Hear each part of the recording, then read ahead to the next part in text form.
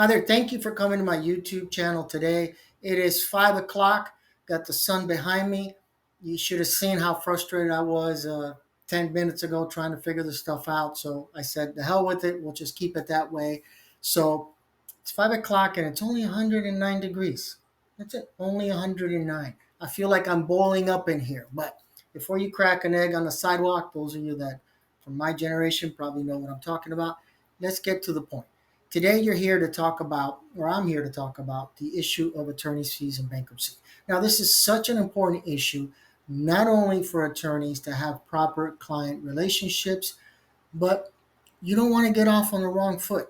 Things that start bad usually end up bad. So, this really comes from a reader that had the question, why is there a difference in price when I go see the lawyer?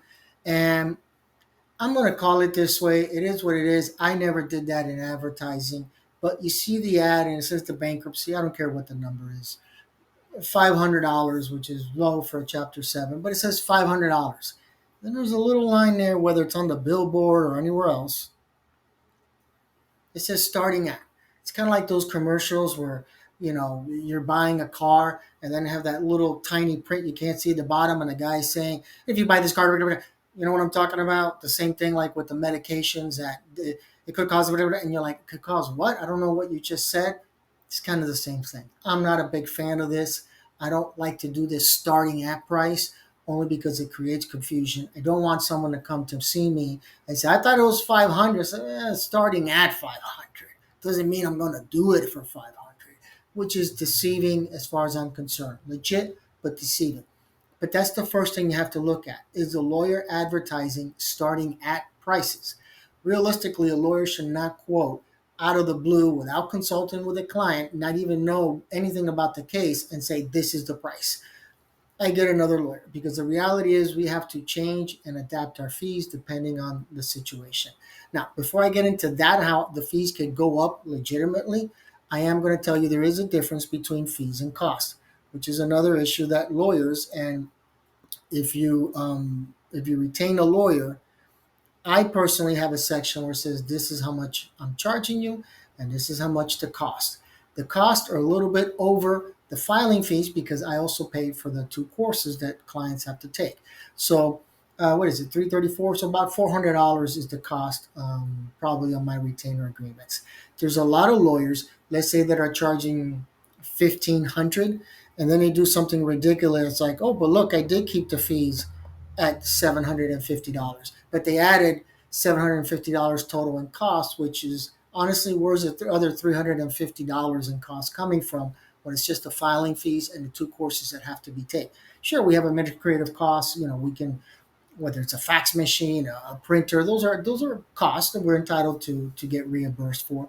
But for bankruptcy and maybe other areas of law where you're billing per hour, it's more detailed about parking and traveling portal to portal. But when it comes to bankruptcy, it's a flat fee. But something like this is borderline ridiculous. And I think again it goes back to not being clear with the client. It is deceiving. Again, I don't even like the starting at number. I don't like that. I just rather put flexible payment plans available versus starting at, and a little thing that no one can read. They should hire that guy that does those commercials for I don't know, Zempic or whatever, that gives you a long list of everything that it could do to your body. You can't even understand what the person is saying. But with fees and costs, understand that again, it's legitimate, right? When you go change the oil in your car, or and well, let's just say you just changed the oil in your car, and they're telling you it's $30, but then there's money for the filter. Then there's labor cost. The mechanic's not doing it for free, so whatever they charge, you end up paying $50 for an oil change when it says it should be $25. But again, you get to charge your fees and you get to charge the cost. The costs are, the oil filter, the oil itself, up to 4 quarts, whatever they charge. So be aware of that we do charge fees and costs, and be definitely aware of the starting at price.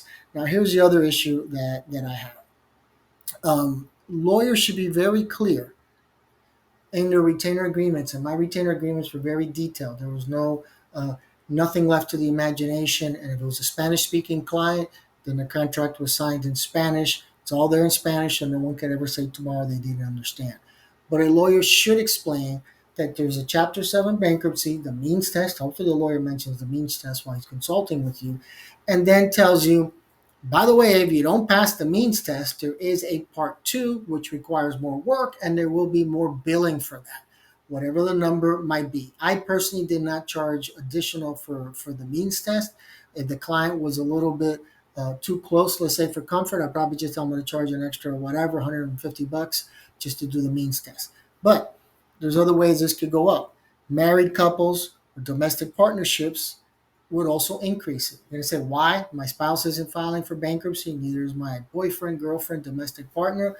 Well, when you look at Schedule I of the bankruptcy petition, it's going to say, the debtor's income. So you put there, well, I work at, whatever, the law office and I make, whatever, $5 an hour. I'm going to give everybody slave wages.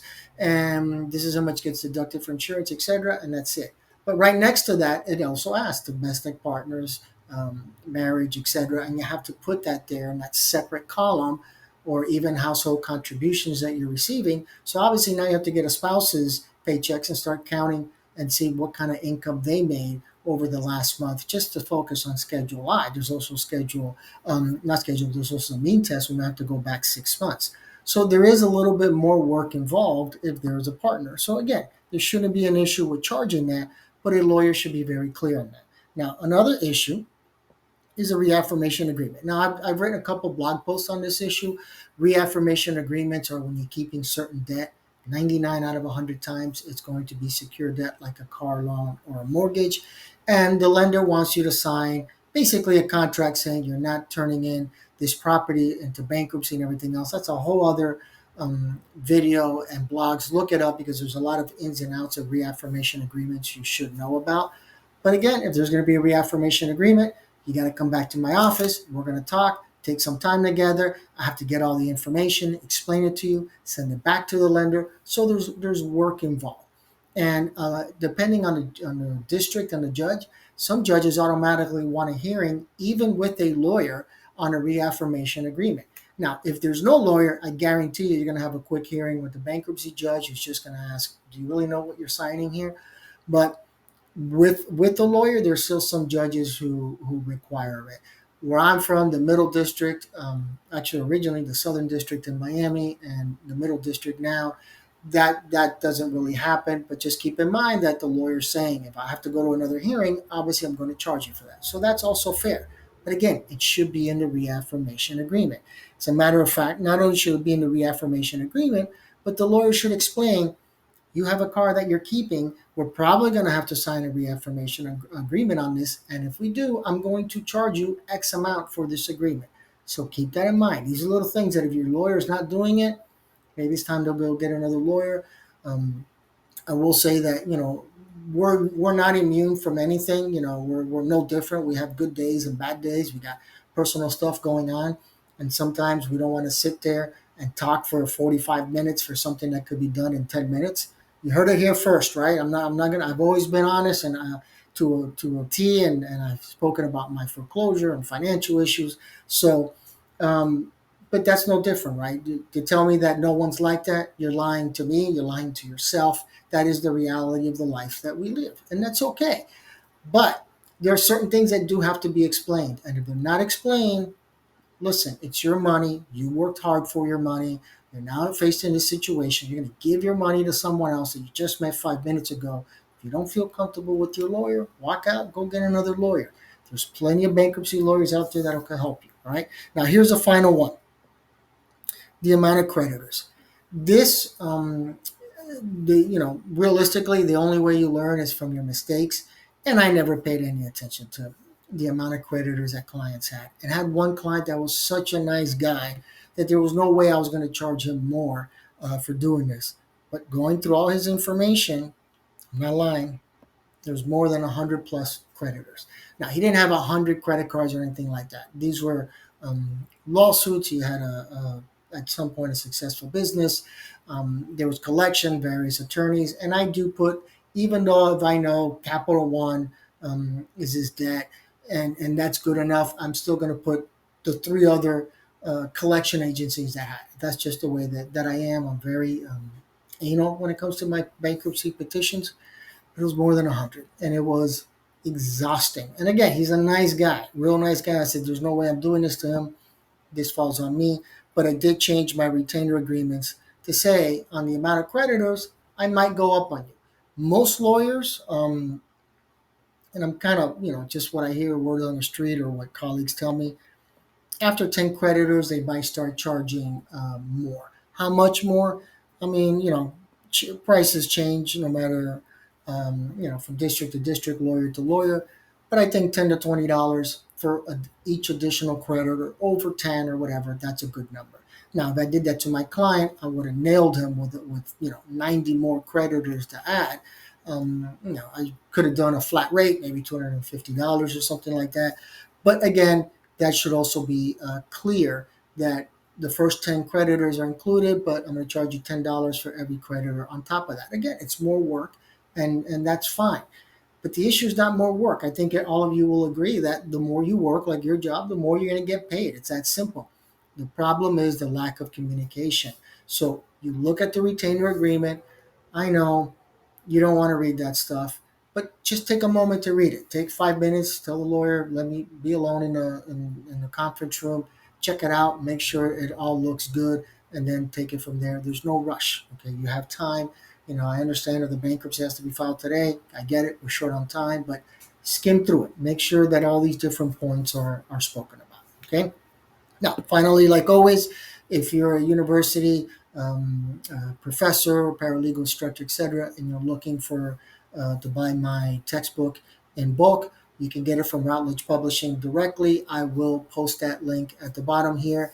And likewise, if you're a student and you're looking for the textbook, you can get that on pretty much any major book retailer. Amazon will probably be the easiest thing for you. But as well as a student, keep looking at the blogs to get a better understanding of all this information, so you can better digest this information. Everyone else, you know the information how to look for when it comes to hiring a bankruptcy attorney. Make sure these things are explained to you. The reality is this is your first time most likely facing bankruptcy, and you got a million questions. And I get it. Sometimes when a client has a million questions, I say, "Oh, let me take over. I'll be more than happy to just let me go over a lot of things for you, ask a couple of questions, and you'll have a better idea." Realistically, a million questions, I could probably answer everything in 5 or 10 minutes, but I understand that the clients need to go through this, and then I start hitting all the points because again, it's all this when you go online as a debtor. I can only imagine the massive amount of information that you just go to my website and you're looking at all this information and say, where do I even begin? So I get it where all the questions come from, and clients need to ask questions for lawyers. Lawyers need to answer those questions and even answer questions that haven't even been asked, because that's just the way that it has to be with clients. You've got to let them know what's going on. And so as a client or as a lawyer, there's that list again. These are things that need to be explained to clients. Again, I'm not a fan of the starting at price. That's up to the lawyers to do whatever they want to do. But I definitely have in my retainer agreement, I'm going to charge more for means tests. I'm going to charge more for couples. I'm going to charge more for reaffirmation agreements. And I might charge more when it comes to the issue of creditors. I say I might because it actually says in my retainer agreement at my discretion. But it's important to have that there. All right. So I hope this helps out. I hope that this helps eliminate some confusion with lawyers and attorneys' fees. And like always, if you have any questions, feel free to post them in the comment section below, and I'll make sure I hit you up and respond to you. All right. Take care, everyone. Be safe and continue towards that path towards financial freedom.